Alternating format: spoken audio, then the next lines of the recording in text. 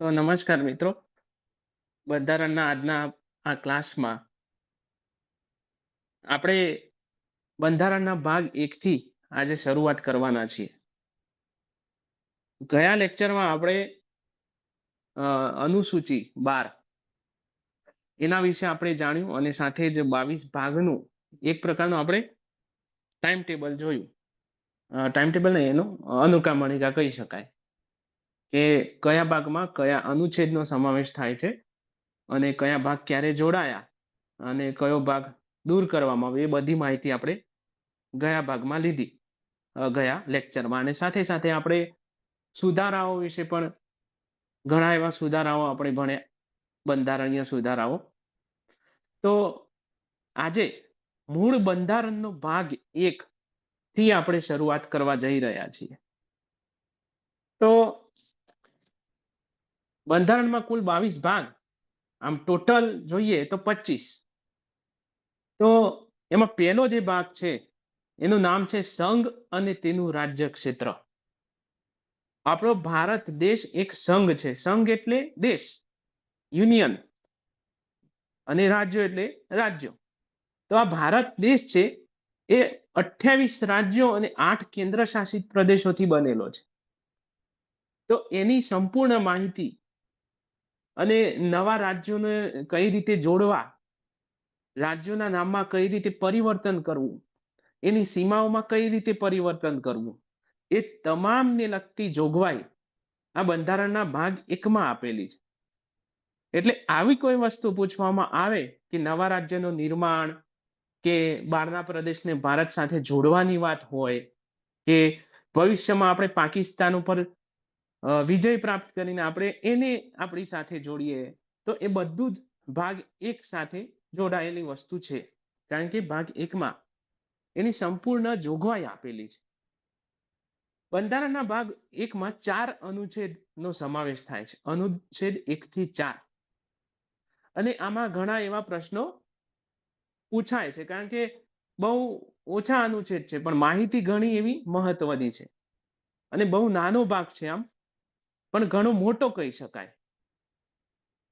કારણ કે આપણા ભારતને જે આપણે જોયું હતું કે ભારતને જે એક કરવા માટે સરદાર વલ્લભભાઈ પટેલે જે કાર્યો કર્યા, એ ક્યાંક ને ક્યાંક આ ભાગ સાથે જોડાયેલું છે. જે 28 રાજ્યો અને 8 કેન્દ્ર શાસિત પ્રદેશોની રચના થઈ, એ પણ આ ભાગ સાથે જોડાયેલું છે. તો વધુ ચર્ચા ના કરતા, ભાગનું નામ છે બંધારણ નો ભાગ 1 સંઘ અને તેનું રાજ્ય ક્ષેત્ર.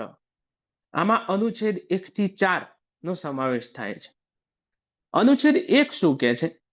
જો આની દરેક તમે ચોપડી જોશો કે કોઈ બી જગ્યાએ જોશો તો તમને અમુક અમુક શબ્દ લાગશે. એનું કારણ એક જ છે,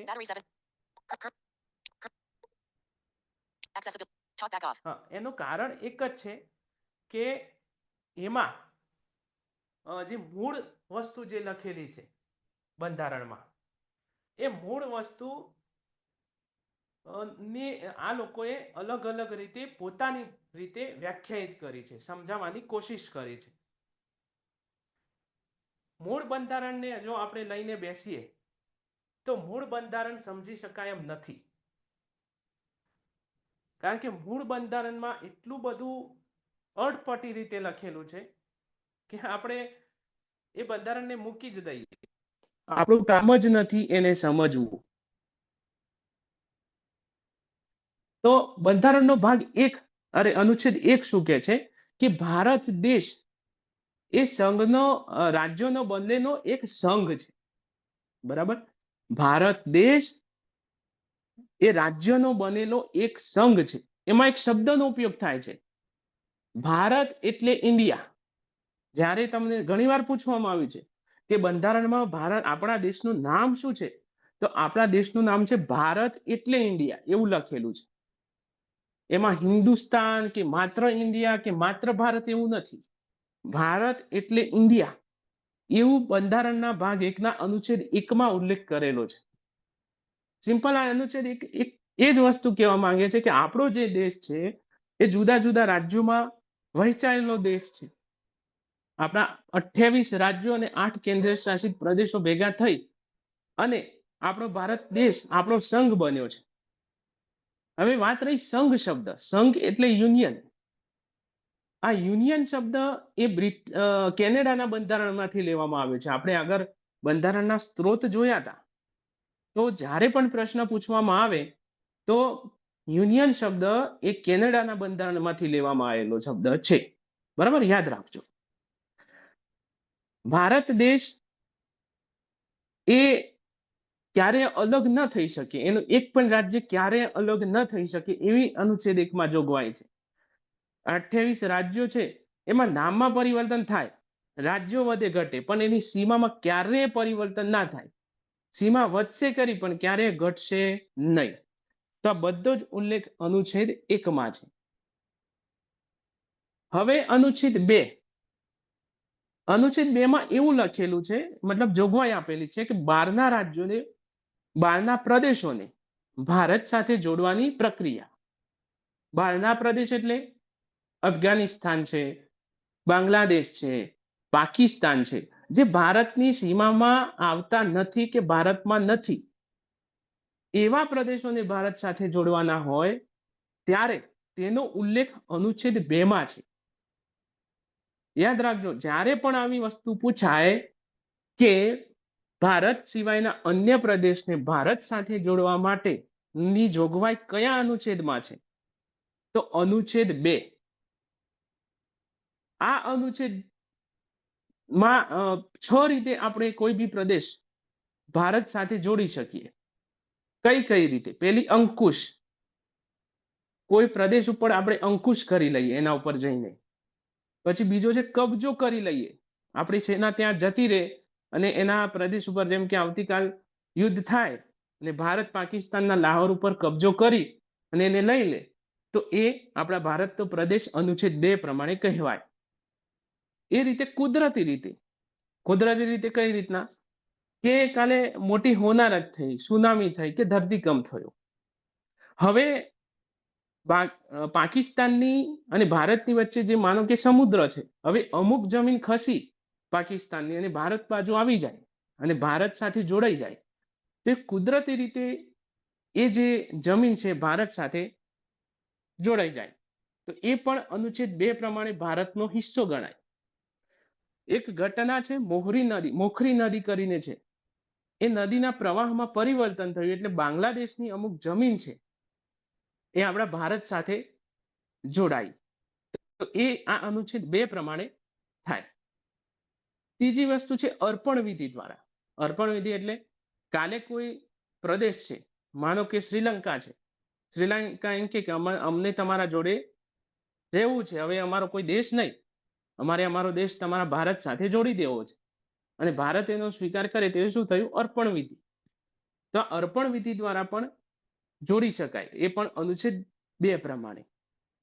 ત્યારબાદ આપણે સંધિ દ્વારા. સંધિ કઈ રીતે? કાલે બાંગ્લાદેશ છે, એ બાંગ્લાદેશ એમ કે તમે અમારું રક્ષણ કરજો, પણ અમારો દેશ છે એ અમે તમારા હવાલે કરી દઈએ છીએ, તો એ પણ એક સંધિ દ્વારા જોડાયું બાંગ્લાદેશ. તો એ રીતે પણ બહારના પ્રદેશ ભારત સાથે જોડાઈ જાય. ત્યારબાદ શાંતિપૂર્ણ રીતે. શાંતિપૂર્ણ એટલે બિલકુલ જેમ કે એ વખતે ગોવા હતું તો એ ફિરંગીઓ, પોર્ટુગીઝો છે, એ છોડીને જતા રહ્યા કે લો આ તમારો પ્રદેશ, અમારે કઈ યુદ્ધ કરવું નથી ને તમે આ તમારો પ્રદેશ લઈ લો. એટલે એ રીતે આપણે ગોવા આપણામાં ઉમેર્યું હતું, તો એ પણ અનુચ્છેદ 2 પ્રમાણે. ત્યારબાદ આપણો સિક્કિમ રાજ્ય, એ વખતે ચોગ્યાલ વંશનું શાસન હતું અને 1975માં સિક્કિમને પણ ભારત સાથે જોડવામાં આવેલું, એ અર્પણ વિધિ દ્વારા જોડવામાં આવેલું, એ આપણે જોઈ ગયા આગળ. તો આ બધું જે વસ્તુ છે એ અનુચ્છેદ 2 પ્રમાણે છે. કહેવાની વસ્તુ એક જ છે કે જ્યારે પણ એવો પ્રશ્ન પૂછાય કે બહારના દેશોને ભારત સાથે જોડવાની વાત થાય ત્યારે હંમેશા અનુચ્છેદ 2 ને યાદ કરવાનો. બરાબર? જો નવા રાજ્યનું નિર્માણની વાત હોય, એવું લખ્યું હોય કે ભારતની અંદર નવા રાજ્યનું નિર્માણ, તો અનુચ્છેદ 3 આવશે. પણ ભારતનો પ્રદેશ ના હોય, ભારતની જમીન ના હોય, ભારતનો હિસ્સો ના હોય, એવી વસ્તુને જ્યારે ભારત સાથે જોડવાની વાત થાય ત્યારે અનુચ્છેદ 2 આવે. તો આ અનુચ્છેદ 2. હવે અનુચ્છેદ 3. અનુચ્છેદ 3માં શું લખ્યું? એમાં એવું લખ્યું કે ભારતમાં કોઈ રાજ્યને અલગ કરીને અલગ રાજ્ય બનાવી શકાય, તેની સીમામાં પરિવર્તન કરી શકાય, રાજ્યના નામમાં પરિવર્તન કરી શકાય. આ બધું અનુચ્છેદ 3માં લખેલું છે. છેલ્લે આપણે જમ્મુ કાશ્મીર રાજ્યની વાત કરીએ તો જમ્મુ કાશ્મીર રાજ્ય એક રાજ્ય હતું, પરંતુ 31 ઓક્ટોબર 2019ના રોજ એને 2 ભાગમાં વહેંચવામાં આવ્યું અને એને કેન્દ્ર શાસિત પ્રદેશ લદ્દાખ અને જમ્મુ કાશ્મીર એમ 2 ભાગમાં વહેંચવામાં આવ્યું. તો એ પણ આ અનુચ્છેદ 3 પ્રમાણે થયું હતું. જેમ કે આપણું ગુજરાત અને મહારાષ્ટ્ર પેલા બોમ્બે રાજ્ય તરીકે ઓળખાતું, પરંતુ 1 મે 1960ના રોજ એમાંથી ગુજરાત અલગ થયું. તો એ કઈ રીતે? એ પણ અનુચ્છેદ 3 પ્રમાણે થયું. છેલ્લે નવું રાજ્ય બન્યું હોય તો એ છે તેલંગાણા, આંધ્રપ્રદેશમાંથી અલગ થયું 2 જૂન 2014ના રોજ. તો એ પણ અનુચ્છેદ 3 પ્રમાણે. પછી કોઈ રાજ્ય હોય જેમ કે ગુજરાત, તો ગુજરાતની સીમામાં પરિવર્તન કરવું હોય, ચલો ભાઈ મહારાષ્ટ્રમાંથી મુંબઈ છે એ ગુજરાતમાં ગણાશે, તો એ સીમા પરિવર્તન જે થાય એ પણ અનુચ્છેદ 3 પ્રમાણે જ થાય. કહેવાનો મતલબ કે ભારતમાં જ કોઈ પરિવર્તન થાય, રાજ્યના નામમાં કે રાજ્યની સીમામાં કે રાજ્યમાં, ત્યારે અનુચ્છેદ 3 યાદ કરવાનો. હવે આની કેટલીક પ્રક્રિયા છે. પ્રક્રિયા એ રીતની છે કે માનો કે આપણે એક વસ્તુ જોઈએ કે એ વખતે બોમ્બે રાજ્ય હતું, તો માનો કે આજની તારીખમાં બોમ્બે રાજ્ય છે, એમાંથી ગુજરાત અલગ કરવાનું છે. તો એ કઈ રીતે થાય? તો એની માટે પહેલા તો રાષ્ટ્રપતિ એક દરખાસ્ત કરે, રાષ્ટ્રપતિની સંમતિ જોઈએ કે ભાઈ હા, આ બંને રાજ્યોમાંથી તમે રાજ્ય અલગ કરો, ગુજરાત અને મહારાષ્ટ્ર એમ અલગ અલગ રાજ્ય બનાવો. એમની સંમતિ મળ્યા બાદ મેં વાત કરી હતી સંસદના 2 ગૃહ, લોકસભા અને રાજ્યસભા. બંધારણ યાદ રાખવું હોય તો આ હંમેશા ફિટ કરી લેજો કે સંસદના 2 ગૃહ, રાજ્યસભા અને લોકસભા. રાજ્યસભા એ ઉપલું ગૃહ, તમારે યાદ રાખવાનું, લોકો કરતા રાજ્ય ઉપર, એટલે રાજ્યસભા એ ઉપલું ગૃહ અને લોકસભા એ નીચલું ગૃહ. તો આ રાજ્યસભા અને લોકસભા બંને ગૃહોમાંથી એને પસાર કરવું પડે બિલ. પસાર કઈ રીતે થાય? સિમ્પલ વસ્તુ છે કે આપણે જે લોકોને ચૂંટીને આપણે મોકલ્યા, આપણે તમારા એક ક્લાસનું ઉદાહરણ લઈ લો કે તમારા ક્લાસરૂમમાં કઈ નિયમ બનાવવાનો છે. હવે તમારા ક્લાસરૂમમાં 45 છોકરાઓએ વોટિંગ કર્યું, તો એમાં જેની સંખ્યા વધારે હોય, હાની કે નાની, બરાબર, માનો કે હા 25 જણાએ કર્યું હોય, બાકીના 20 ના કર્યું હોય, તો સીધી વાત છે કે 25 એ 20 કરતા વધુ આંકડો છે. બીજું કે બહુમતી. બહુમતી તમે ઘણીવાર શબ્દ સાંભળ્યો હશે ચૂંટણીમાં. બહુમતી એટલે શું? કે ટોટલ જે વોટિંગ કર્યું હોય એનો અડધો ભાગ, બરાબર. 45ના અડધા થાય 22.5, પણ એમાં ગણાય 23. તો જેને પણ 23 વોટ મળ્યા હોય, 23 કરતા ઉપર મળે તો ચાલી જાય, પણ મિનિમમ 23 જેને મળ્યા હોય એ જીતી જાય. એટલે બિલમાં પણ એ રીતનું જ હોય કે આપણા જે રાજ્યસભાના સભ્યો છે કે સંસદ સભ્યના સભ્યો છે લોકસભાના, એ લોકો આ બિલ ઉપર વોટ કરે અને જેને પણ બહુમતી મળે એ વસ્તુ થાય. જો ના પાડે તો ના થાય, હા પાડે તો હા થાય. એટલે પછી આ બિલ છે ને એ બંનેમાં પસાર કરવામાં આવે, અને બંનેમાં સામાન્ય બહુમતી. પાછી બહુમતી એ 2 પ્રકારની આવે, એક સામાન્ય બહુમતી અને એક વિશિષ્ટ બહુમતી, બરાબર છે. સામાન્ય બહુમતી કઈ રીતના એ ધ્યાનથી સમજજો. ઉદાહરણ તરીકે આપણે એક ઉદાહરણ લઈ લઈએ કે આપણે ઉદાહરણ લઈએ છીએ 30ની સંખ્યા, એક રૂમમાં 30 લોકો છે. તો સામાન્ય બહુમતીથી કોઈ વસ્તુ પસાર કરવી હોય તો આ 30ના અડધા કરતા એક વધારે, બરાબર, એવી વ્યાખ્યા થાય, 30ના અડધા કરતા એક વધારે અથવા 30નું અડધું. હવે માનો કે અહીં 30ની સંખ્યા છે એનું અડધું થાય 15. હવે 15 હા પાડે ને 15 ના પાડે તો એ તો સમાન થઈ જાય. તો એના માટે એક વધારે દેવાનો, 16. 30માંથી જેને 16 મત મળે એ જીતે, બરાબર. જો 31 હોય તો સવાલ જ નથી, તો 16 છે જ. પણ 30 હોય તો 30 ના અડધા 15, એક વધારે એટલે 16, એટલે એને કહેવાય સામાન્ય બહુમતી. જ્યારે વિશિષ્ટ બહુમતી કોને કહેવાય? તો 2/3 બહુમતી આમાં લેવાની હોય. કઈ રીતે એ પણ જોઈ લઈએ. આ 30 છે, આ 30માંથી અડધા કેટલા થાય? 15. હવે વિશિષ્ટ બહુમતીમાં 2/3 એટલે પહેલાના 2 ભાગ અને બીજાના 3 ભાગ, એટલે 15ના પાછા 3 ભાગ પડે. કુલ ટોટલ 30, 30માંથી અડધા 15, આ 15ના બીજા 3 ભાગ પાડવાના, એટલે 3 ગુણવાના, એટલે જવાબ આવે 5. તો આ 15 ને 5 20, તો 20 મત મળે તો જ એ બિલ પસાર થયેલું ગણાય. તો આમ 2 પ્રકારની બહુમતી આવી, એક સામાન્ય બહુમતી જેમાં અડધા વોટ જોઈએ, અને વિશિષ્ટ બહુમતી જેમાં 2/3 એટલે કે એક અડધો ભાગ અને બીજો અડધાનો એ ત્રીજો ભાગ, એ રીતે આ થાય. તો આ 2 બહુમતી આપણા ભારતમાં પ્રચલિત છે. તો જ્યારે નવા રાજ્યનું મતલબ રાજ્યનું નિર્માણ કરવાનું હોય કે સીમામાં કે નામમાં પરિવર્તન કરવાનું હોય, ત્યારે સામાન્ય બહુમતીથી જે છે એ બિલ પસાર કરવાનું હોય, અને એના આધારે જો બિલ પસાર થઈ જાય તો એ રાજ્યના નામમાં કે રાજ્યની સીમામાં કે નવા રાજ્યનું નિર્માણ થઈ શકે. આમાં એક વસ્તુ લખેલી છે કે જ્યારે તમે રાજ્યમાં ફેરફાર કરતા હોય, 2 રાજ્યો બનાવતા હોય કે એના નામમાં પરિવર્તન કરતા હોય, ત્યારે જો શક્ય હોય તો એ રાજ્યનો પણ પરામર્શ કરવો. એટલે માનો કે બોમ્બેનું 2 રાજ્યો બનાવવા છે, મહારાષ્ટ્ર અને ગુજરાત, તો કેન્દ્ર સરકાર જે છે એ બોમ્બે સરકારને પૂછશે કે આમાં તમારો શું મત છે. એ મત માગી શકે, પણ એ મત પાછો માનવો કે નહીં મોદી સાહેબને જાણવાનું.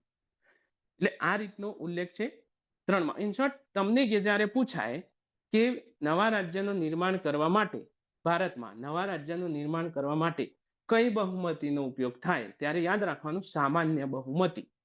બરાબર છે? આટલું યાદ રાખજો. હવે અનુચ્છેદ 4, અનુચ્છેદ 3 આપણે જોઈ લીધો. હવે અનુચ્છેદ 4. અનુચ્છેદ 4 શું કે? તો અનુચ્છેદ 4 એટલું જ કે છે કે તમે જો અનુચ્છેદ 2 અને 3માં સુધારો કરો છો, બરાબર? અનુચ્છેદ 2 એટલે નવા પ્રદેશનું જોડાણ, અને અનુચ્છેદ 3 એટલે સીમા, રાજ્ય કે નામમાં પરિવર્તન. તો તમે અનુચ્છેદ 2 કે 3માં પરિવર્તન કરો તો એના કારણે અનુસૂચિ 1 અને 4માં પરિવર્તન થાય.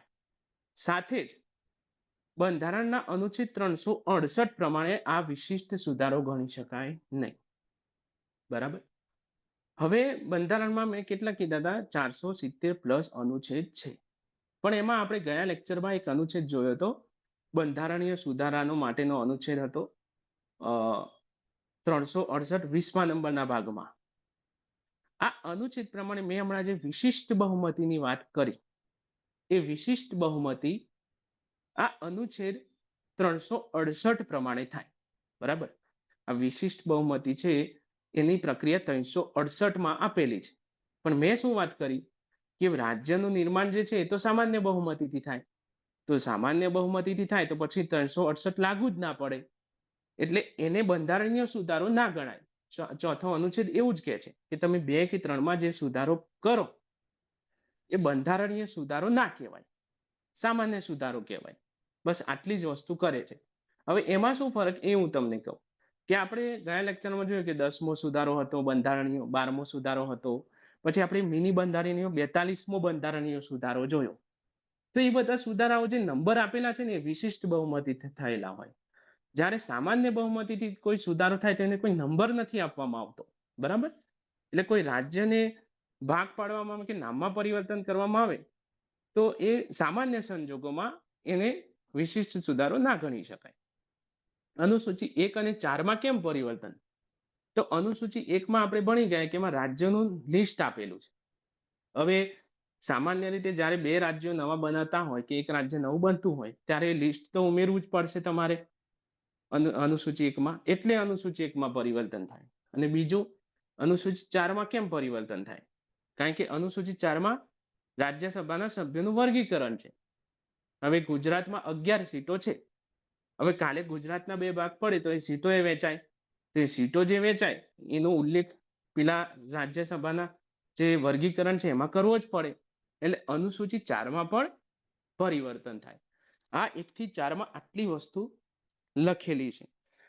ખાસ આના હું તમને આમ ભણાવીશ તો તમને ખ્યાલ નહીં આવે. તમે 2-4 વાર આ વિડીયો જોશો ને, કારણ કે અમુક લોકો પહેલી વાર બંધારણ જોતા હશે અને અમુક લોકો હું ઓળખું છું જે ઘણા મિત્રો બંધારણની પ્રિપરેશન પહેલા કરે છે, એટલે એ લોકોને સમજવામાં બહુ મુશ્કેલી નહીં પડતી હોય, કારણ કે આ વસ્તુ તમારી માટે નવી છે. બરાબર? એટલે હું તમને જો કે આપણે આજે નાગરિકતા લેવાની હતી, પણ હું કારણ કે આ વસ્તુ એવી છે કે તમને એકે સાથે હું ભણાવીશ તો પછી તમારામાં ઉતરશે જ નહીં આ વસ્તુ. બરાબર? એટલે આપણે ફરીથી ભાગ 1 ને એકવાર ફરીથી સમજવાની કોશિશ કરીએ. બરાબર? પછી આપણે આગળ વધીશું. ભાગ 1, સંઘ અને તેનું રાજ્ય ક્ષેત્ર, અનુચ્છેદ 1 થી 4. અનુચ્છેદ 1 ની મેં વાત કરી કે એમાં એક જ લાઈનની વાત છે કે ભારત દેશ એ રાજ્યોનો બનેલો એક સંઘ છે. તેમાં 8 કેન્દ્ર શાસિત પ્રદેશો અને 28 રાજ્યોનો સમાવેશ થાય છે. આટલી વસ્તુ છે. બીજી વસ્તુ કે ભારત દેશ એ 3 ભાગમાં વહેંચાયેલો છે. એ મેં તમને ગઈ વખતે વાત નથી કરી. કયા 3 ભાગ? એક છે રાજ્ય, જે આપણે રહીએ છીએ. બીજું છે કેન્દ્ર શાસિત પ્રદેશ અને ત્રીજું છે આનર્થ પ્રદેશ. આ 3 ભાગ: રાજ્ય, કેન્દ્ર શાસિત અને આનર્થ. આનર્થ એટલે શું કે એવા પ્રદેશો કે જે નથી, તેના ઉપર કોઈ લોકો નથી રહેતા. અમુક બોર્ડરના જે ભાગ હોય એ કેન્દ્રના સીધા અંડરમાં આવતા હોય, એના માટે કોઈ અલગ વ્યવસ્થા ન કરેલી હોય, કોઈ પ્રશાસનની ત્યાં જરૂર ના હોય, કારણ કે ત્યાં લોકો ના રહેતા હોય, માત્ર ત્યાં સેના હોય. તો એવા પ્રદેશોને આનંદ પ્રદેશ કહેવાય. ત્યાં કશું ઉગતું એ ના હોય. બરાબર? ખાલી આપણી ત્યાં બોર્ડર હોય, એનું રક્ષણ આપણા સૈનિકો કરતા હોય, એને આનંદ પ્રદેશ કહેવાય. પછી કેન્દ્ર શાસિત પ્રદેશ, તો આપણા ગુજરાતમાં નજીક છે દીવ, દમણ, બધા કેન્દ્ર શાસિત પ્રદેશ છે. એવા 8 કેન્દ્ર શાસિત પ્રદેશ. અને રાજ્ય આપણું ગુજરાત છે, મહારાષ્ટ્ર છે, રાજસ્થાન, એ બધા આપણા રાજ્યો. તો ભારત દેશમાં આ 3 ભાગમાં વહેંચાયેલું જોવા મળે છે. અનુચ્છેદ 2 એટલું જ યાદ રાખવાનું કે બહારના કોઈ પ્રદેશને આપણી સાથે જોડવું હોય તો અનુચ્છેદ 2 નું કામ આવે. બરાબર છે? સિમ્પલ એક વસ્તુ યાદ રાખવાની કે 2 મારીએ એટલે પાકિસ્તાન આપણી જોડે આવી જાય. બસ એટલું યાદ રાખો કે બહારનો પ્રદેશ એટલે પાકિસ્તાન, બાંગ્લાદેશ, ગમે તે, એને આપણી સાથે જોડવું હોય, મતલબ ભારતનો હિસ્સો ના હોય એવી વસ્તુને આપણી સાથે જોડવું હોય તો એની માટે અનુચ્છેદ 2 છે. અનુચ્છેદ 3 એટલે ત્રિશુર યાદ રાખો. બરાબર? ત્રિશુર એટલે શિવ, અને શિવ ભારતની બહાર નથી એટલું યાદ રાખો. એટલે ભારતની અંદર જ કોઈ વસ્તુનું પરિવર્તન કરવું હોય, બરાબર, એ પછી રાજ્યની સીમા, રાજ્યનું નામ કે રાજ્ય, એ બધું અનુચ્છેદ 3 પ્રમાણે આવે. અને આ સામાન્ય બહુમતીથી થાય એટલું યાદ રાખજો. બહુમતી 2 પ્રકારની, એક વિશિષ્ટ બહુમતી, એક સામાન્ય બહુમતી. આપણે ચૂંટણી જે થાય છે એ પણ સામાન્ય બહુમતીથી જ થાય છે. બરાબર છે? 543 સીટો હોય છે આપણી, તો એમાં 269 કે એવું કંઈક છે, હા 272, કે જે પાર્ટીની 272 સીટ આવે 267 હા સામાન્ય બહુમતી માનાય છે. કયું? 272 સીટો માં એ છે, અને 268 સાંસદો હોય તો એને મળે છે એવું સામાન્ય બહુમતીનો હક. એટલે પણ 272 તો સીટો આવી જોઈએ ને એમ. હા, 272 સામાન્ય આવી જોઈએ, તૃતીયાંશ. હા, 543 સીટ હોય, બરાબર, અને જે પાર્ટીએ ચૂંટણી જીતવી હોય એને મિનિમમ જોઈએ ને. 271.72 છે. હા, એટલે 272 જ ગણાય ને. હા હા હા, કારણ કે 71 તો લેવાય નહીં. તમે 271 ને 271 કરો તો 542 થાય. ત્યારે ટોટલ કેટલી? 543. હવે 543 ની અડધી પોઈન્ટમાં જવાબ આવે, અને પોઈન્ટમાં જવાબ આવે ત્યારે શું કરવાનું કે એને 1 વધારે દેવાની. બરાબર? 71 હોય ત્યાં 72 કરી દેવાની. બરાબર ને? એટલે એ સામાન્ય બહુમતી થઈ ને. પણ હા અત્યારે તો બસ આપણે 542 જ મનાય છે ને? 543. 543 હા જ? એટલે તો એ 2 સમજો સીટો કે રાખી દઈએ. કોઈ કોઈ સીટ જ્યારે સમરસ થઈ જાય કે સામે કોઈ પાર્ટી ના હોય, હમ. એટલે આ વખતે એક એવો બનાવ બન્યો હતો, તમને ખબર હોય સુરત તો. વાળો. હા તો સુરત. એ પછી 542 ઉપર ચૂંટણી થઈ, હમ. બરાબર. હા. પણ ટોટલ તો આપણી સીટો કેટલી હતી? 543. હા. એટલે એક તો ઓલરેડી આવી ગઈ હતી આ લોકો જોડે. હા તો આ લોકો જોડાઈ જ હતી. હા તો લાવવાની હતી 271 ને, હા. તો ટોટલ થઈ જાય 272. હા. એટલે આ થઈ સામાન્ય બહુમતી એમ. હા. હા. એમ એટલે એને સામાન્ય ટૂંકમાં કુલ થી અડધા લાવવાના હોય, તમારે 100 માર્ક્સનું પેપર હોય અને 50 લાવવાના હોય, એને કહેવાય સામાન્ય બહુમતી. સમજી લો એટલું, બરાબર. અને વિશિષ્ટ બહુમતીમાં એવું હોય કે વિશિષ્ટ બહુમતીમાં હું તમને એક મેથડ સમજાવું છું કે તમારે સમજવી એ જરૂરી છે, પણ યાદ એટલું જ રાખવાનું વિશિષ્ટ બહુમતી. ચલો આપણે લઈ લઈએ 100 સીટો. હવે 2/3 યાદ રાખવાનું. વિશિષ્ટ બહુમતી એટલે 2/3 હંમેશા યાદ રાખવાનું. એના સિવાય બીજો આંકડો છે જ નહીં. વિશિષ્ટ બહુમતી એટલે 2/3 બસ. અને સામાન્ય બહુમતી એટલે 50%. 100 માંથી 50 પ્લસ 1 એટલે 51. બરાબર. વિશિષ્ટ બહુમતી એટલે શું કરવાનું? જે પણ સીટો હોય, માનો કે 100 સીટો હોય, એની અડધી કરી નાખવાની. અડધી કેટલી થાય? અડધી થાય 50. બરાબર. 100 ની અડધી થાય 50. હવે આ 50 રહી એ જો 2/3 માંથી 2 તો કરી નાખીએ આપણે, 2 ભાગ તો કરી નાખ્યા, તો 100 ના 2 ભાગ એટલે 50. હવે આ 50 ના પાછા 3 ભાગ કરવાના 2/3 એટલે તમારો જવાબ આવશે 16 ઉપર સમથિંગ કંઈક આવે. એટલે તમારું ટોટલ થાય 66.33 કેવું થાય, બરાબર. તો એ 66 સીટો તમારી આવે તો એ વિશિષ્ટ બહુમતી કહેવાય. પણ વિશિષ્ટ બહુમતી અમુક બંધારણીય સુધારા કરવામાં અને રાષ્ટ્રપતિનો મહાભિયોગ ને બધું જે છે એમાં વિશિષ્ટ બહુમતી આપણે જોઈએ છીએ, બરાબર. એ અલગ વસ્તુ છે, આપણે આવશે ત્યારે જોઈશું. પણ તમારે હાલ આટલી જ વસ્તુ યાદ રાખવાની, બરાબર. સામાન્ય બહુમતી અને વિશિષ્ટ બહુમતી મોટા ભાગે આ વસ્તુ છે. આમાં ખાલી એટલું બદલાશે કે હાજર રહેલા સભ્યો અને કુલ ટોટલ સીટો. પણ હાલની સ્થિતિમાં આટલું યાદ રાખવાનું. અને હવે અનુચ્છેદ 4, તો અનુચ્છેદ 4 એ જ વસ્તુ કે છે કે તમે 2 માં 3 માં જે સુધારો કરો છો એ સિમ્પલ છે કે આપણે સામાન્ય બહુમતીથી કરીએ છીએ. જો વિશિષ્ટ બહુમતીથી થાય તો એની 368 પ્રમાણે થાય. પણ આ તો સામાન્ય બહુમતી, સામાન્ય સુધારો છે, તો એને સુધારો કહેવાય નહીં, એવું કે છે. સુધારો તો કહેવાય પણ વિશિષ્ટ પ્રકારનો સુધારો નથી આ, એમ કહેવા માંગે છે. અને એના કારણે અનુસૂચિ 1 અને અનુસૂચિ 4માં પરિવર્તન થાય. આટલી વાત કરેલી છે. હવે કોઈનો પ્રશ્ન હોય આ બાબતે તો કયો, તો હજુ સમજાઈએ અમે. કાશ્મીર અને જે લેહ લદ્દાખ છે આપણું આખું અલગ કર્યું, કયું કયું? એટલે કે લેહ લદ્દાખ હા હા જેને આપણે કેન્દ્ર શાસિત તરીકે અલગથી, હા તો હા. ઈ કયા અનુચ્છેદ 3 પ્રમાણે ગણાય કે ઈ પાછું અલગ જ અનુચ્છેદ છે? 3 પ્રમાણે ગણાય. અનુચ્છેદ 3 પ્રમાણે ગણાય.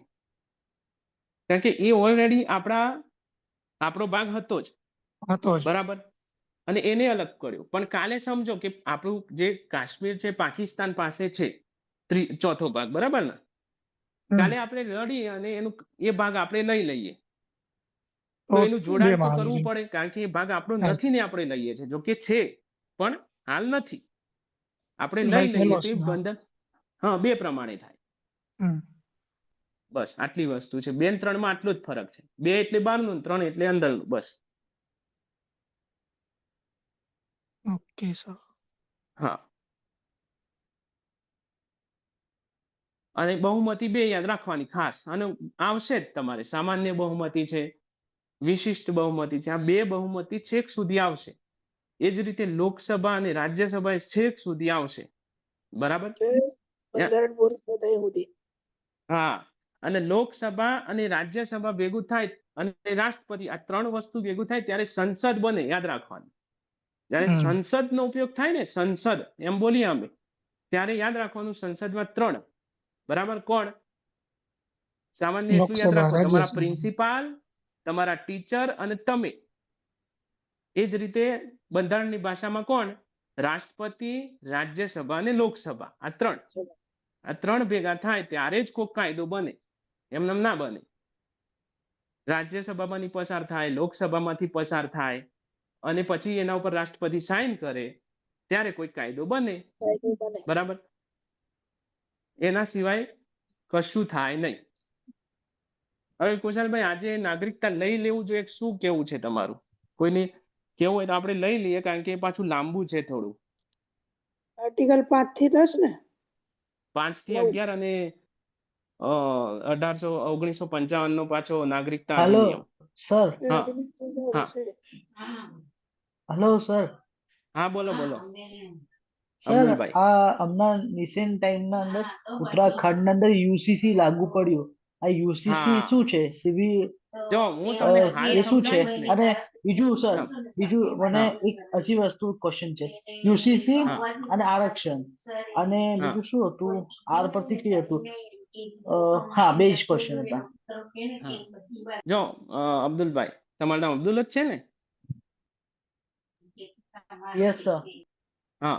હવે જો હું હાલ તમને આ વસ્તુ કહીશ ને તો આપણા ટોપિકની બહાર જશે. કેમ કે આ ભાગ 4 આપેલું છે ઓલરેડી, આપણા બંધારણનો આ ભાગ છે, બરાબર?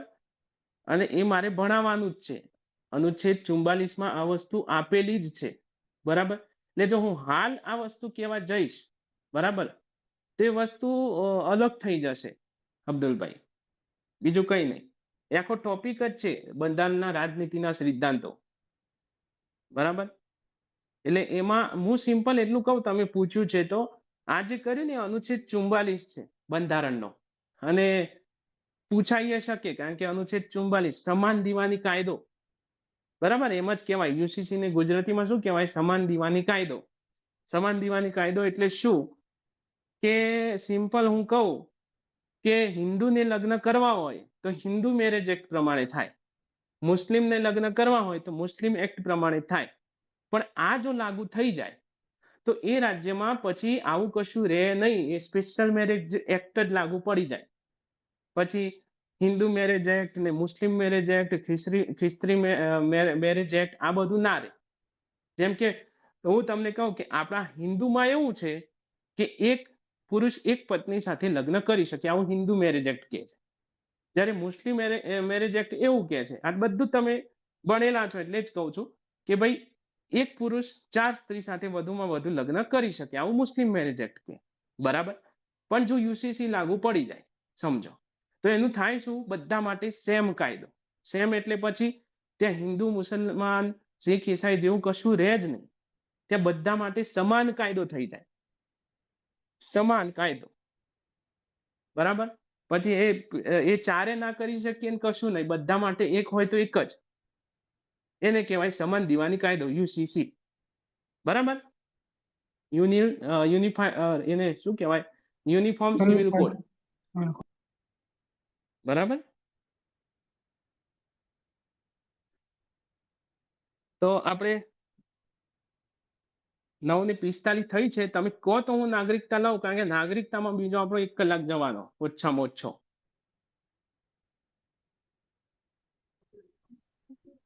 નેક્સ્ટ લેક્ચર થી રાખવાનું. હા, કારણ કે સર પાછું નેક્સ્ટ ટાઈમ આ તમે રાખજો, review કારણ કે કરી લો, વ્યવસ્થિત. કારણ કે આપણો આછો છે ને નાનો હતો એટલે, અને એ પાછો ઘણું બધું આવી જશે.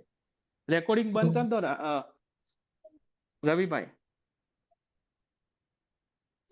આપણે ખાલી ચર્ચા કરી લઈએ એવું હોય તો આવતા જે ભાગ છે ને એની.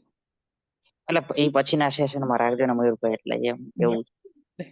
વાંધો નહીં, સર વાંધો એવું નહીં, જો ખાલી થઈ ચર્ચા શકતું હોય કરવાની કે વાત કરી. થોડું અત્યારે કરી અને નેક્સ્ટમાં એનું રિવિઝન બી થઈ શકે, ના, એ રીતે એમ થઈ નહીં શકે થાય, તો કારણ કે એમાં છે ને આખો એક્ટ ભણવાનો છે એ આપણે, અને આપણી માટે એટલે મોટો એ મોટો ઘણો હોય ને ટૂંકમાં, મહત્વનો કારણ કે છે. તો સમજવામાં થોડું થોડું ઘણું ઓલું થાય, એટલે કારણ કે નેક્સ્ટ ટાઈમમાં હોય તો સારું લાગે, કારણ કે બધું થોડું થોડું વાંધો આમાં. નહીં, વાંધો નહીં, આપણે નેક્સ્ટ ટાઈમમાં કરી લઈશું એને. હા એમ એ બરોબર જ છે ને.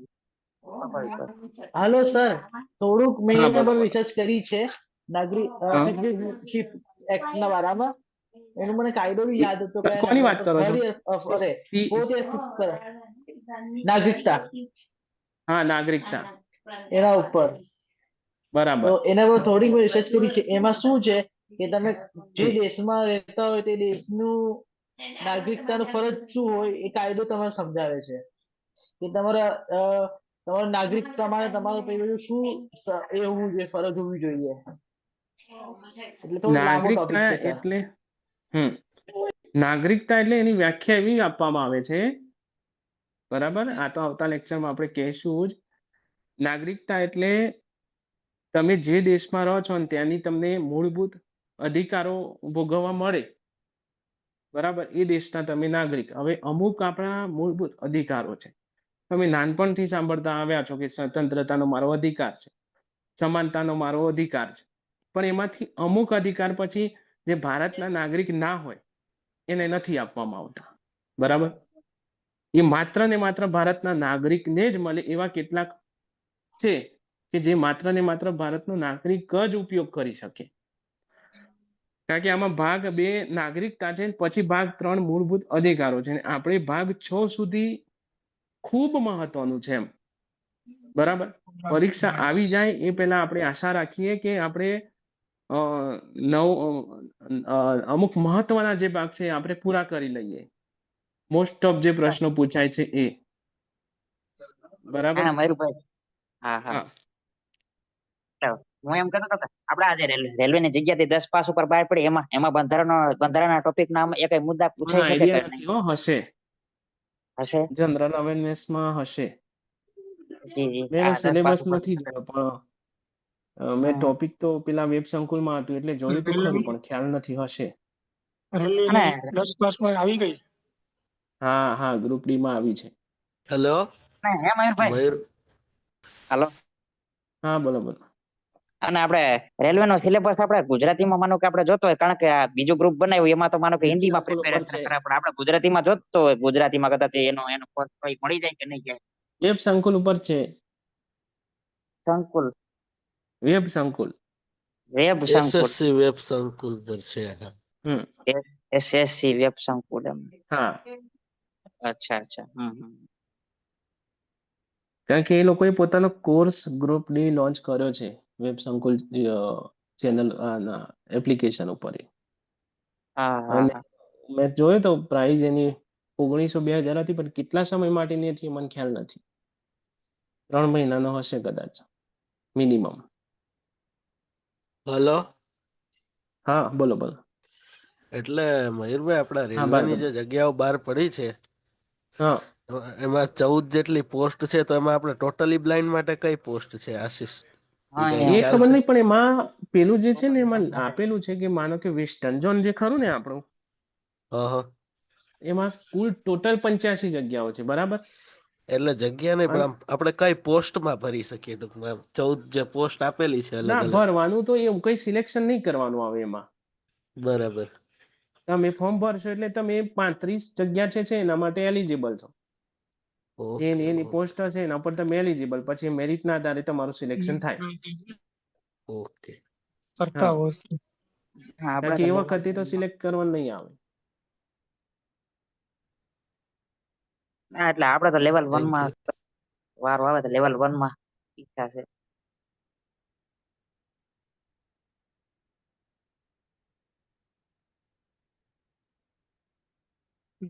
મળે એમાં લઈ લેવાય ભાઈ. પછી સામાન્ય બહુમતીથી પ્રાઇવેટાઇઝેશન થઈ જાય એ પેલા લઈ લેવાય. હા,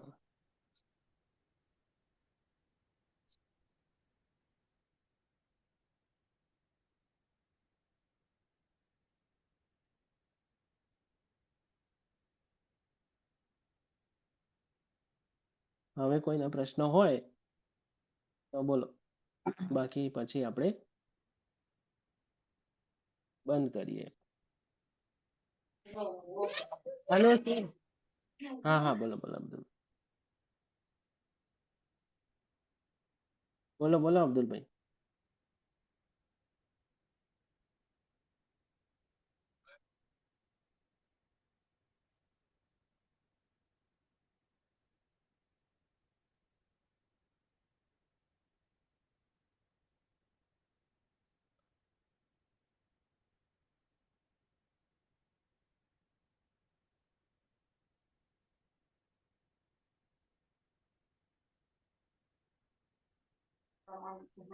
હલો સર. હા બોલો બોલો. સર અલગ અલગ કન્ટ્રીના મેં વાંચ્યા હમણાં. અરે હમ. અલગ અલગ કન્ટ્રીના બહુ ખતરનાક છે. અમુક કન્ટ્રીમાં તો શું? તમારે બોલવાની, સરકારના ખિલાફ બોલવાની બી આઝાદી નહીં. કોની સરકારમાં? આપણી? અબ્દુલભાઈ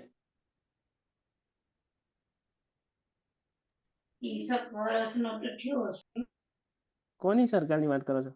એટલે ઈ સર અલગ Like- અલગ કન્ટ્રીઝ ની વાત કરે છે.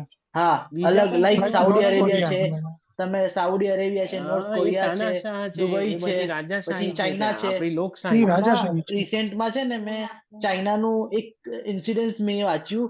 એમાં એવું હતું કે કોઈ ઘર તોડ્યું હતું વગર ફોગટનું. ચાઇનાની હમ. ગવર્મેન્ટના અંડરમાં કોઈ ઘર તોડ્યું હતું. હમ. તો ચાઇનાની ગવર્મેન્ટે એનું ઘર તોડવું ને ત્યારે એ માણસ પેટિશન બી ના નાખી શકે અને એ માણસ સામે એને બોલી બી ના શકે કે કેમ મારું ઘર તોડવું, મારું જન્મથી જ અધિકાર હતો એ રહેવાનો, એ બી ના બોલી શકે.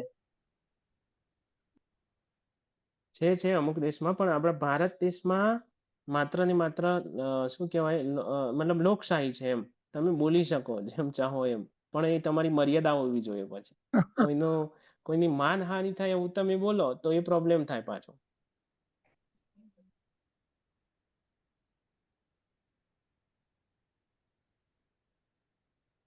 લોકશાહીમાં ને સર. બીજામાં તો એટલો તો ફેર પડે. Hello sir. હા સર હા મને સૌથી વધારે અચ્છું અને સૌથી મસ્ત જે ટોપિક હોય જેને મેં ઘડી ઘડી વાંચવું હોય ને એ જીઓ પોલિટિક્સ. હા, એમાં મને ઘણું ગમે સર. એમાં બરાબર. મને એટલું ગમે છે કે કયા સમુદ્ર ને કઈ જગ્યાએ શું ટ્રેડ થાય છે એ વસ્તુ મને બહુ ઇન્ટરેસ્ટ આવે. કે કયા દેશથી શું કનેક્શન છે. તો મેં ઘણું તમે એવું પેલું વાંચ્યું ઘણું. વાંચ્યું કે હમણાં ટ્રમ્પ સાહેબ આવ્યા, હા. એમને એક જાહેરાત કરી છે, એ પણ આપણા નાગરિકતા સંબંધિત છે. નહીં સર, મેં હવે તઈ પહોંચીશ. હજી મેં પહોંચ્યો નહીં. હમ. હજી તો સંવિધાન જ પહોંચ્યો છું મયુરભાઈ મેં નવા. હા મયુરભાઈ હા ઈ બોલો જે બોલો. બહારના દેશવાળા છે ને એને અમેરિકામાંથી હાંકી કાઢવાની વાત છે કઈ. ના એટલે એમાં કેવું છે? હાંકી કાઢવાની વાત નહીં, બટ એ એવી રીતે જે ત્યાં રહે છે કે જે વિધાઉટ કહેવાય ને પરમિટ. માઇગ્રેટ એ રીતે થયા છે, ઇમિગ્રેટેડ ઇલીગલ જેની રીતના પાસે ઇલીગલ ઇલીગલ છે, રહે છે ને આપણે ધમકી પ્રોસેસના દ્વારા. ધમકી હમ એ લોકોને. પણ અને મયુરભાઈ ઇવન હા 2016માં ડોનાલ્ડ ટ્રમ્પ જ્યારે ત્યાંના પ્રેસિડેન્ટ હતા બોલો લલિતભાઈ. ત્યારે H1B વિઝા માટે પણ એને થોડું હાર્ડ કરી નાખ્યું હતું. અને સ્ટુડન્ટ એ લોકો વિઝા અને બીજી વસ્તુ H1B માટે. કે માનો કે કોઈ કપલ ત્યાં જાય અને એનું બાળકનો જન્મ ત્યાં થાય તો તો એને બી એને અમેરિકાની નહીં મળે. નાગરિકતા મળી જાય. હવે નહીં મળે. બરાબર, હાલ એવો રૂલ્સ છે ત્યાં. લોકોને અમેરિકાની નાગરિકતા લેવી હોય એટલે ખાલી ત્યાં જવાનું, બાળક જન્મે એટલે ત્યાંની નાગરિકતા એમ. એટલે એ વસ્તુ એ બંધ કરવા જઈ રહ્યા છે. હા, હું ઈ જ વાત કરતો હતો કે એ હા બંધ કરવા જઈ રહ્યા છે. હા, એ જ મેન છે હાલ હલો ટ્રેન્ડિંગમાં સર, એ જ છે. પણ આ હા કેમ અને આવું બીજું મયુરભાઈ કરી રહ્યા છે આ લોકો? હા એના પાછળનું મયુરભાઈ રીઝન શું છે? હા કેપિટલિઝમ કે પછી શું છે એના પાછળનું રીઝન? કે પછી એક એને ડર મિનિટ છે બોલો ઓવર લલિતભાઈ, હું કહું. પોપ્યુલેશનનો? લલિતભાઈ બોલો બોલો. મારો પ્રશ્ન એ હતો કે આપણે જે રશિયા સાથે હમણાં કંઈક વાત એવી છે કે વિઝા વગર પણ રશિયા ભારતના નાગરિકો જઈ શકશે ને એવું જે હતું બરોબર, એ લાગુ પડી ગયું છે કે ના પડવાનું? ના કારણ કે આ ના ના, ન્યૂઝમાં ક્યાંય નથી એમ એટલા માટે પૂછ્યું. કોઈ જગ્યાએ નહીં. ન થાય. એના માટે તો એ તો રશિયા જ કરી શકે હવે, પણ હજુ સુધી તો એમ જો નહીં એટલે કારણ કે વાત એવી છે. જો લલિતભાઈ એ લોકો હા કરશે ને તો આપણે એ કરવું પડશે. હા, એટલે વાત એટલા માટે જ તે, કારણ કે આ ક્યાંય ન્યૂઝમાં નથી ને કરંટ અફેરમાં ઘણી જગ્યાએ જોઈએ હા છે ના નથી ના આવતું એમ એટલા માટે. કારણ કે આ વસ્તુ પાસપોર્ટ એ હોય છે કરશે ને, તો આપણે એ કરવું પડશે. હમ પાસપોર્ટ હોય ને, ઇન્ડિયન હમ પાસપોર્ટ ઇન્ડિયનના હમ નાગરિકોને મળે એ એના હમ માટે કે આપણે બહારે જઈ શકીએ છીએ, આપણા દેશની આપણને પરમિશન છે. જ્યારે વિઝા એટલે એવી વસ્તુ ઇન્ડિયન છે પાસપોર્ટ, હા, કે એ એ લોકોની ત્યાંના પરમિશન દેશ હોય. લોકો આપણને આ પરમિટ કરે કે તમે આવી શકો. હવે એક દેશ છે આપણો નેપાળ, હા, બરાબર. એ નેપાળમાં અમુક હદ સુધી તો તમે જઈ શકો, કોઈ પ્રોબ્લેમ જઈ નહીં, શકો કોઈ છો. વિઝાની જરૂર નથી. અને ત્યાંના લોકો વિઝાની આપણે ત્યાં આવે છે. પાસપોર્ટની જરૂર નથી એમને હમ વિઝા નહીં, પાસપોર્ટ નહીં, કઈ નહીં. કઈ જ નહીં. પાસપોર્ટ એ નહીં ને વિઝા એ નહીં, કઈ જ જરૂર નથી. રશિયા તો ન કરે એવું. ના, એટલે ના જ ઇન્ડિયા કરે સાથે કારણ કે એટલે ન કરી મયુરભાઈ આ શકે. ન્યૂઝમાં હતું હા કે એટલે કદાચ પણ થાય તો બંને કરવું પડે. હલો બસ સર, મને એટલી ખબર હલો છે કે સર, હા આ વિઝા ફ્રી નું જે પ્રોસેસ છે એ થોડુંક રિસ્કી છે. એમાં કેમ પેલા દેશને છે ને સિક્યુરિટીનો ખતરો હોય છે, એટલે એટલું ચાન્સીસ ઓછા છે કે ના કરે, કોઈ બી દેશ ના કરે, આપણે બી ના કરીએ. એ આપણે બી ખતરો થઈ શકે. એ ના જ કરે, સિક્યુરિટી મને ખ્યાલ છે, પણ સિક્યુરિટી છે. આ તો કેવું રાજનૈતિક સંબંધો છે, બરાબર. કાલે અમેરિકા ફ્રી કરે તો તમારે કરવું પડે. પોલિટિકલ પ્રેશર કહી શકો, ઇન્ટરનેશનલ હમ આપણે કઈ રીતે હલો સર, આપણે હમ તો ના જ કરી શકીએ. આપણે તો કોઈ દેશ સાથે ના કરાય. આપણે તો ના જ કરી પણ એ શકીએ. લોકો આપણે કરતા હોય ને તમારે જરૂર હા હોય તો કરવું પડે ને. વસ્તુ ના, ત્યાં છે. અગર આપણે કરી લઈએ ને તો આપણા ચારે બધા દુશ્મન જ બેઠા હે, તો આપણે તો પ્રોબ્લેમ જ પણ થવાની છે. એ એટલે રીતો આપણે આપણે ક્યાં ના કરી ફેસ શકીએ. કરવાની છે. આપણને બી એ લોકો લગભગ અલાઉ ના કરે, કારણ કે આપણા કન્ટ્રીમાંથી હા ના કરે માઇગ્રેશન ના બહુ કરે. વધારે છે. હમ ત્યાં એટલું બધું પોપ્યુલેશન થઈ જાય કે વિઝા ફ્રી કરે તો લોકો યુએસ તરફ હમ જતા હોય છે, મતલબ લાંબી પ્રોસેસથી થ્રુ કરીને જવું પડતું હોય. એ બધા જ હમ ઇઝી વેમાં જે મળતું હોય ત્યાં શિફ્ટ થઈ જાય. હા એટલે ત્યાં એટલો બધો રશ થઈ જાય, ત્યાંના નાગરિકો હેરાન થઈ જાય. હા અને હમણાં પેલું એક વસ્તુ થયું હતું, આપણે CAA સાંભળ્યું હતું, બરાબર, સિટીઝન એમેન્ડમેન્ટ એક્ટ. હાજી એમાં શું કર્યું એ લોકોએ કે બાંગ્લાદેશ અને પાકિસ્તાન અને અફઘાનિસ્તાન, આ 3 દેશમાં જે લઘુમતી હોય ત્યાંના લઘુમતી, બરાબર, હા એ લોકો ભારતમાં આવી ગયા હોય ગમે તે રીતે, તેમને ભારતીય નાગરિકતા આપવાની વાત થઈ. હા તો એમાં બે વસ્તુ છે, બે રીતે જોવામાં આવ્યું કે એ વાત બરાબર હતી, કારણ કે લોકોનો વિરોધ ક્યાં હતો, કે અમુક લોકોનો વિરોધ એવો હતો કે તમે ભલે આ લોકોને આપો, પણ એમાં બે વિરોધ હતા કે ભાઈ આમાં મુસલમાન કેમ નહીં, બરાબર. તો એ તો પહેલી વસ્તુ એ હતી કે બાંગ્લાદેશ, પાકિસ્તાન, અફઘાનિસ્તાન એ તો ઇસ્લામિક દેશ જ છે. એમાં ઇસ્લામિક દેશમાં મુસ્લિમ કઈ રીતે લઘુમતી હોય? એને તો કોઈ દિવસ એના દેશમાં તો કોઈ એવું થાય જ નહીં. એટલે પહેલો તર્ક રાઈટ એ. પણ પ્રોબ્લેમ એ થયો કે ભાઈ તમે આ 3 દેશ માટે કર્યું, તો પછી આપણો શ્રીલંકા છે ને નેપાળ છે, કે બાજુમાં આપણો મ્યાનમાર તિબેટિયન છે, બરાબર, જે આ બધું હા વેચવા આવે છે એ લોકો, મ્યાનમાર એ લોકોએ એ રીતે આવેલા છે, બરાબર. પછી ચીનમાં એ રોહિંગ્યા મુસલમાન છે, એના ઉપર ચીન અત્યાચાર કરે છે, એ ત્યાંના લઘુમતી છે. તો તમે એના ઉપર કેમ મતલબ એમને કેમ નહીં એમ?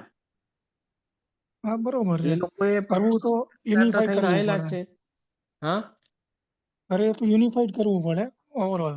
એટલે એટલે પછી છેલ્લી વસ્તુ એ જ કે આ તો જ્યાં વોટિંગ દેખાતું હોય એ લોકો એનો ફાયદો કરે એમ. હા એમને એ જ કર્યું છે. સારું, પણ 50% સારું, 50% ખોટું એમ. અને એના એ બી અને સી આ બે થોડુંક કોમ્પ્લિકેટેડ થઈ ગયું હતું. અને પેલું બીજું લાયા NRC. હા તો એમાં એવું હતું કે NRC કરાવો તો એમાં માનો કે 10 લાખ કે 15 લાખ બાંગ્લાદેશના લોકો પકડાય, તો મોદી સાહેબે એવું કીધું કે એ લોકોના અમે ડિટેન્શન સેન્ટર બનાવશું હમ. અને એમાં અમે રાખીશું, બરાબર. હવે એનો દિવસનો ખર્ચો જ 2-3 કરોડ આવે, વિચારો તમે. અને એ સર્વે કરવાનો ખર્ચો તો બહુ 6-7 હજાર કરોડનો છે. તો અમુક લોકોને એમ કેવું થયું કે તમે એના કરતા આમ તો નિયમ છે કે એના દેશમાં મોકલી દેવા જોઈએ તમારે. આપણે શું કામ એ લોકોનો ભારણ ઉઠાવીએ હલો એમ. હલો સર, હા અરે હા. બટ વિયેતનામના અમેરિકા કરી રહ્યું છે. તો વિયેતનામના અમેરિકા નાગરિકતા કાનૂનનું એ કરી રહ્યું છે કે હા લોકોને ડિપોર્ટ કરે જ છે ને બીજા દેશના ઇલીગલ માઇગ્રેટ્સને. હા બસ એ રીતે રિપોર્ટ કરવાની જ વાત એટલે છે ત્યાં. ઓવર પોપ્યુલેશન ના હિસાબથી થઈ બી જાય તો કેવાય ના. હા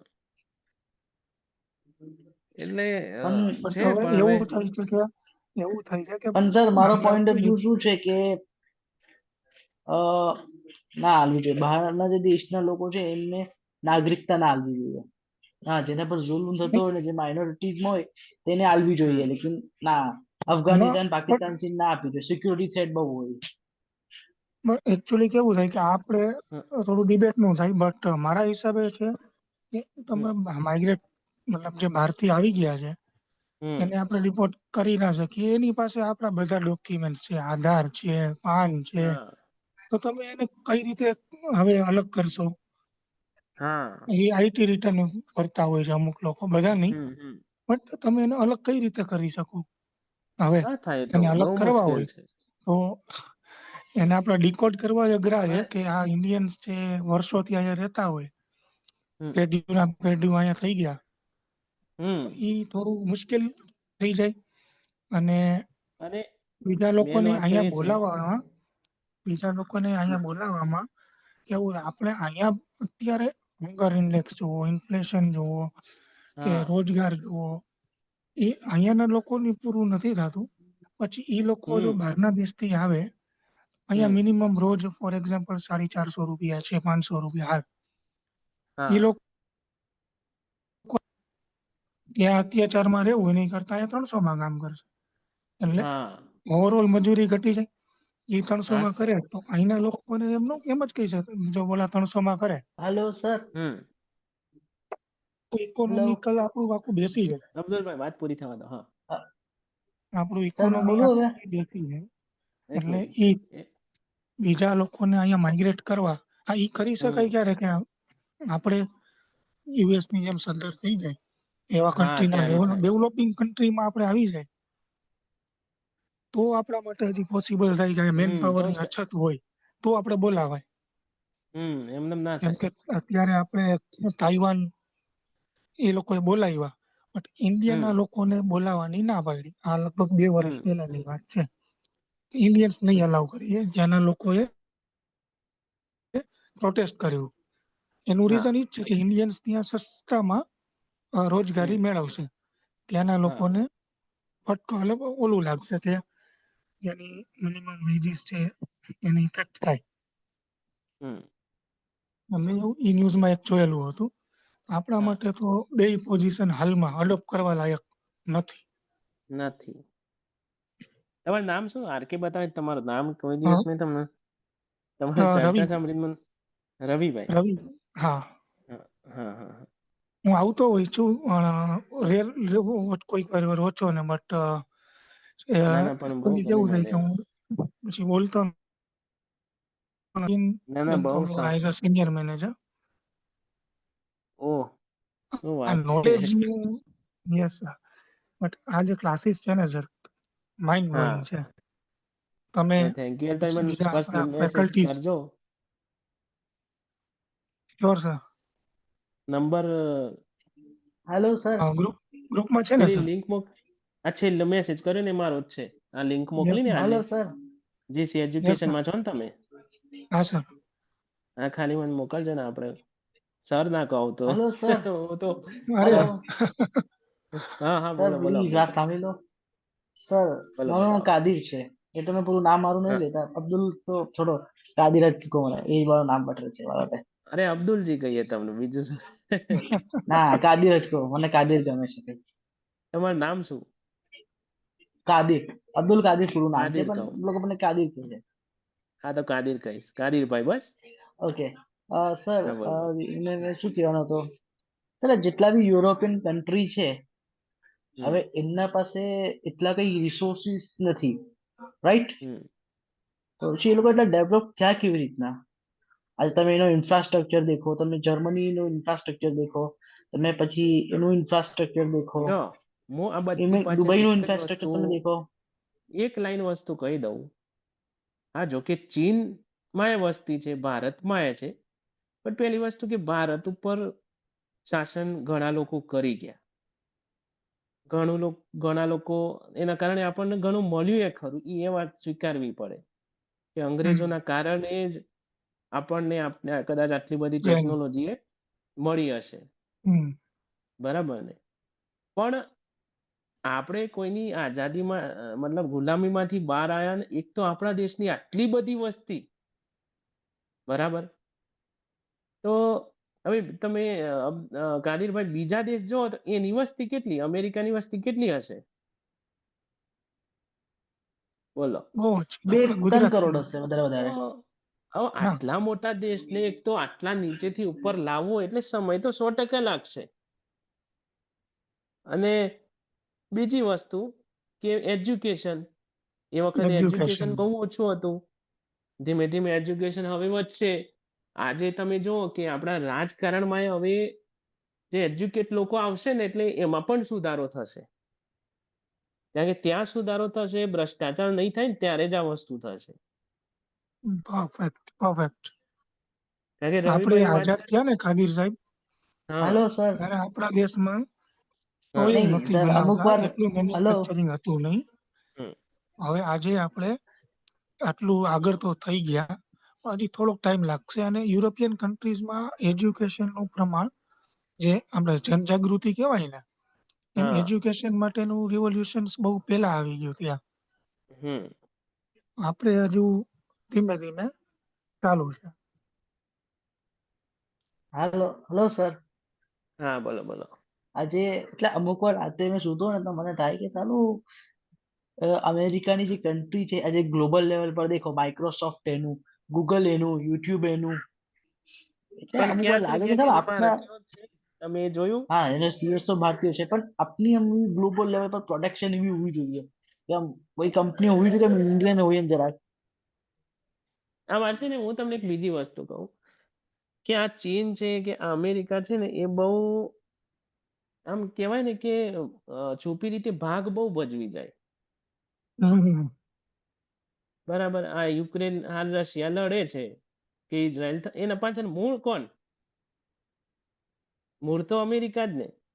અમેરિકા તો એવું જ ઈચ્છે છે કે એના સાધનો, એના યુદ્ધના જે સાધનો છે આ લોકો ખરીદે ને એનું તો વધે. બિઝનેસ એનું ચાલ્યા રાખે. હા વસ્તુ હા એમ સર, છે, આ મેં બીજું કઈ વચમાં નથી. વાંચ્યું હતું, કરંટ એનામાં વાંચ્યું હતું મેં. એક એનામાં મેં હમ આર્ટિકલ વાંચ્યું હતું, કોઈ ટાઈમ્સ ઓફ ઇન્ડિયા, અરે ટાઈમ્સ ઓફ અમેરિકાનું જ હતું કોઈ ન્યૂઝપેપર. એ મેં વાંચ્યું હતું કે એમાં શું થયું કે અમેરિકા રશિયાનો તો નહીં હાલતો, પણ યુક્રેનનો હથિયાર હાલતો હતો. ને મિલિયન્સ ઓફ ડોલર્સના ઇઝરાયલના અમેરિકા અરે એને યુક્રેનને હથિયાર સપ્લાય કર્યા છે અમેરિકાએ. પણ આ દેશ ગમે તેટલા આગળ, જો ભારતમાં એ વસ્તુ નથી, એ તમે તમારે સ્વીકારવી પડે. બરાબર. અને ભારત તો બિન સાંપ્રદાયિક દેશ છે. એને એમાં બધા ધર્મના લોકો એ છે ને, એ શાંતિપૂર્ણ દેશ છે. જ્યાર સુધી શાંતિથી પતતું હોય તો શાંતિથી જ પતાવે છે. એટલે આપણે ભલે ધીમી ગતિએ છીએ, પણ જ્યારે આપણે આગળ હશું ત્યારે કોઈ નહીં હોય. સમય લાગશે. અને બીજા કન્ટ્રીઝમાં સર આરએનડી હમ પાછળ, મતલબ જે બજેટ હમણાં આપણે 1 તારીખે આવશે, હા આરએનડી પાછળ કેટલું ઇન્વેસ્ટમેન્ટનું ડિક્લેર કરે એ એક જોવાનું છે. એ લોકોના બજેટમાં 10%, હેલો સર. 8%, 13% આરએનડી પાછળ એ લોકો યુઝ હોય છે. કરતા હોય છે. હા અને વી આર હેલો સર.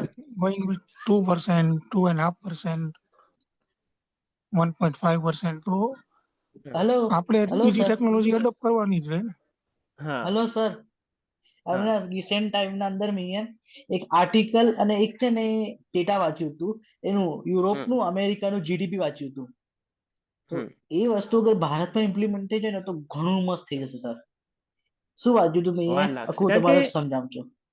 ના મેં હમ સમજાવું તમારે શું મેં વાંચ્યું હતું કે એમાં શું લખેલું હતું કે અમેરિકા અને યુરોપિયન કન્ટ્રી જેટલી બી છે, આજે હમ દુબઈ છે, એ બધી કન્ટ્રી બી રસ્તા પર જ જઈ રહી છે. હમ એ લોકોએ સૌથી આપણી પૂરી જીડીપી છે લગભગ, ચલો અમેરિકાની છે $3.4 ટ્રિલિયન છે કે વોટ એવર. હમ એ લોકોએ શું કરું, એમાં 1% થી બી વધારે, લગભગ 5% યા 3% હમ એ લોકોએ રિસર્ચ અને એનામાં બહુ યુઝ કર્યું. યુરોપિયન કન્ટ્રી અને આ છે અમેરિકન કન્ટ્રી, ઘણી હમ એ લોકો સ્પેન્ડ કર્યું એમાં. તો એના હિસાબથી એ હમ લોકોને બી ટેકનોલોજીની એમાં ફિલ્ડમાં ફાયદો થયો. હા અગર આ જ વસ્તુ ઇન્ડિયામાં કરી લે ને તો ઇન્ડિયા રિસર્ચ તો ટેકનોલોજીનો આપણા હબ બની દેશમાં જાય. થાય જ છે. જો તમે પાછલા સમયમાં જુઓ કેટલા આપણે આગળ વધ્યા. મોટામાં મોટું ઉદાહરણ તો ચંદ્રયાન, યુપીઆઈ નું છે. બરાબર ને? મંગલયાન, ચંદ્રયાન. પણ આ બધી કરવા હેલો પાછળ સર. હું તમને એક વસ્તુ કહું, તમે કોઈ દાડે એ પણ વિચાર્યું કે એક કે જ્યારે કોઈ વ્યક્તિ એક બોરમાં પડી જાય છે એ નેગાડતા અહીંયા 2 ને 10 દિવસો થઈ જાય હે રવિભાઈ. એ હા ટેકનોલોજી ખરી હજુ આકાશમાં તો પહોંચી જાય 3 દિવસમાં, પણ જમીનમાં પહોંચતા કેમ આટલા દિવસો? એમાં કોઈ કેમ કે હા પણ ઇનોવેશન નથી કરતું? એ જ બોલો.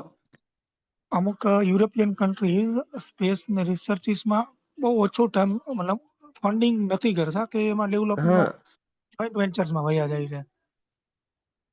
બટ આ છે ને. ગ્રાઉન્ડ લેવલ પર હમ, તૈયારી કરે છે. તમે સરે હા કીધું એમ ગ્રાઉન્ડ લેવલ પર ફોકસ વધારે કરે છે. હું એજ્યુકેશન એમ છે, કહું health છે. અમેરિકા અને આ છે ને આમ હું એવું માનું છું કે જ્યારે આ અવકાશની શોધ શરૂ થઈ ને એક કોમ્પિટિશનમાં થઈ હતી રાઈટ રાઈટ અમેરિકા અને રશિયા વચ્ચે. Soviet yes. હા, અને મૂળ તો વસ્તુ આ જ હતી. અને મેં હમણાં 2 દિવસ પહેલા જ વાંચ્યું કે આકાશમાં એટલો બધો સેટેલાઇટનો કચરો ભેગો થઈ રહ્યો છે કે જેની હદ નથી. આપણે જેટલા બી સેટેલાઇટ છોડીએ છીએ એનો બધો કચરો આકાશમાં થાય છે ભેગો. અને એક સમય ત્યાં એવો કઈ આવશે કે આખી ચેન બની જશે. ચેન બની જશે અને ત્યાં ડિસ્ટ્રોય થઈ શકે એવું હાલો કોઈ સર. ઓબ્જેક્ટ છે જ નહીં. હા ત્યાં વાતાવરણ જ નથી કે ખરાબ થાય બગડે હા એમને હાલો પડ્યું સર. રહેવાનું. હાલો હા, બોલો બોલો. સર, મને ક્વેશ્ચન મારા દિમાગમાં ઘૂમી રહ્યો છે. આ જેટલી બી હમ આપણા દેશમાં વસ્તુ થાય છે હમ એમાં આઈએફએસ અને આઈએએસ ઓફિસરનું શું એમાં કોન્ટ્રીબ્યુશન હોય છે? થોડુંક મને બતાવો, આ વસ્તુ મને જાણવું છે. જો એક વસ્તુ કહું, આપણા દેશમાં કોઈ બી નિર્ણય લેવાય ને કાદિરભાઈ, તો એના પાછળ જે માઇન્ડ હોય ને આઈએએસ નું જ હોય, એટલું યાદ રાખો તમે. હમ. નેતાનું કામ ખાલી બોલવાનું જ છે, પણ એને તૈયાર કરવાનું કામ આઈએએસ નું છે. Right. ખબર પડી તમને? અચ્છા, સમજી ગયો. ખાલી જનતાનો ફેસ નેતા હોય, એના પાછળ આખી મશીનરી હા, એનો આઈએએસ પાછળ ની હોય. મેન હાથ તો એક આઈએએસ જ હોય. ફોર એક્ઝામ્પલ કોઈ ડિસ્ટ્રિક્ટમાં ફ્લડ છે અત્યારે, પૂર આવી હમ ગયું, હમ તો એનું કઈ રીતે મેનેજમેન્ટ કરવું, આપણે ફૂડ પહોંચાડવું, લોકોને બહાર કઢાવવા, આ બધું આઈએએસ આઈપીએસ મિલિટરી આ બધું કરીને એ લોકો જ કરે. એનો રક્ષા કરતા હોય ને નેતા હેલિકોપ્ટરમાં આવીને વિઝિટ કરી અને ટીવીમાં બેસી જાય, અમે આટલા લોકોને બચાવ્યા, હમ એટલું સમજી લ્યો આટલામાં. હાલો સર, જે ક્વેશ્ચન છે, હમ. કોઈ બોલો બોલો. બ્લાઇન્ડ પર્સન આ પોસ્ટ પર જઈ શકે? શું કામ ન જઈ શકે? પ્રતિભાબેન પાટીલ નું નામ આઈએફએસ સાંભળ્યું જ તમે? આઈએફએસ છે, આઈએસ છે, એવા ડિસિઝન લઈ શકશે પ્રતિભાબેન માણસ કે પાટીલ ના નું લઈ નામ શકે? સાંભળ્યું જ તમે? Yes sir. હા સર, મેં વાંચેલું છે એટલે જ મેં અમને કહી આમ રહ્યો છું. એ શું છે? મેં વાંચ્યું છે મારે. આપણા રાષ્ટ્ર અત્યારે આપણા જે છે ને હમ, એની પહેલા એની પહેલા હા પ્રતિભાબેન પાટીલ આપણા હા. રાષ્ટ્રપતિ. સોરી, મારું નામ ભૂલી ગયો. અરે એક મિનિટ, પ્રતિભા નહીં, એક મિનિટ. આપણે ફર્સ્ટ આઈએસ લેડી કોણ છે બ્લાઇન્ડમાં? પ્રતિમા, જે શું નામ હમણાં એમનું? સાઉથના છે પૌપોલિત ને. છે. હા. આ મુંબઈના છે, એ શું નામ એમનું? મેં એમની બાયોગ્રાફી બનાવેલી છે યાર આખી. જઈ નામ શકે ભૂલી ગયો ખાલી છે. એમનું. હમ અ, જઈ શકે આઈએસ આઈપીએસ માં થયેલા છે. એક હા છે જે સર વાત કરે છે ને એ હમ. ફર્સ્ટ બ્લાઇન્ડ લેડી, અને પ્રેમલ પ્રતિભા એવું કઈક નામ છે, અમીલા. હા, નામ ક્લિક નથી થતું. હાલ નથી થતું હારું. હા. એ એકચ્યુઅલી એ આપણો પ્રતિમા કોમ્પિટિશન પાટીલ જેવું જ છે એમનું નામે. એ હાલ મતલબ આસિસ્ટન્ટ કલેક્ટર છે એમ.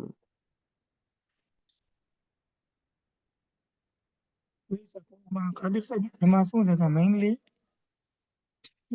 આપણો પાવરફુલ જે હા ટીએસ આપણે કેટલા છીએ, આપણું નોલેજ કેવું છે એના જ ઉપર હોય. હા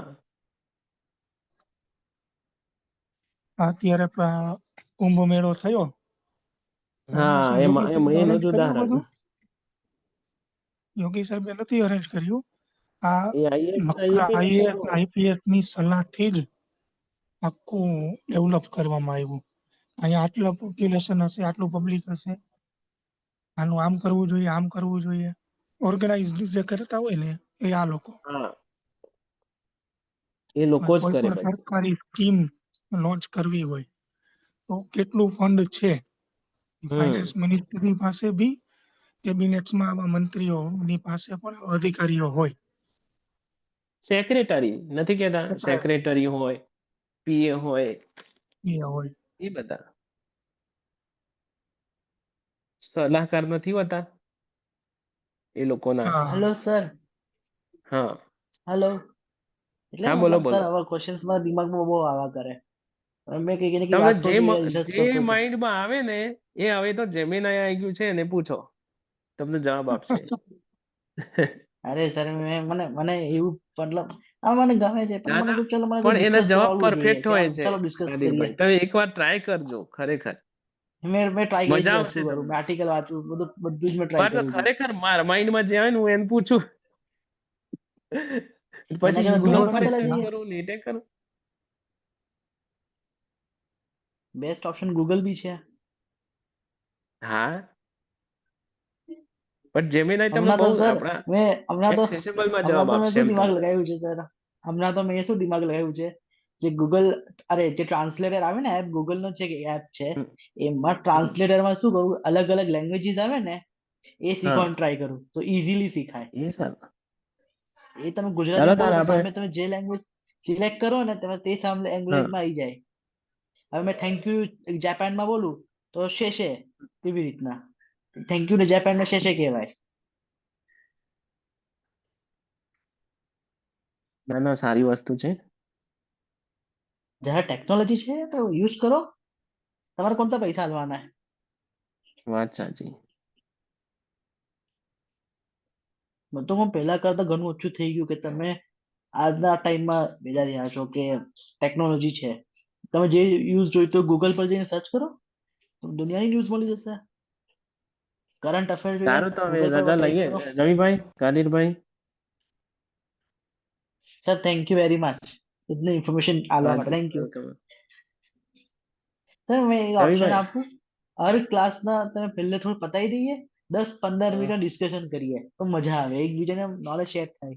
રોજ થાય જ છે, આ તો તમે બીજી વાર કર્યું આટલું બધું ડિસ્ટ્રેક્શન. એ તો મને ચલો આદત કરી પડી ગઈ લઈએ. કે મને બસ લેવું પડે. આ તો કેવું ટાઈમ હોય તો આજે જો ક્લાસ વહેલો પૂરો થયો એટલે વાત થઈ આટલી બધી. અને હું સેશન એવું રાખવું વાત છે. જોઈએ તો સન્ડે રાખવું જોઈએ સેશન, કેમ એકલું ડિસ્કશન બધાને, મને બી જે ના જમતો હોય તે વસ્તુ મળે, પછી તમે જે ના જમતા અને તમારે વસ્તુ મળે, તો મસ્ત મજા આવી આવે ને નોલેજ શેર બી થાય. સારું સારું ચલો. થેન્ક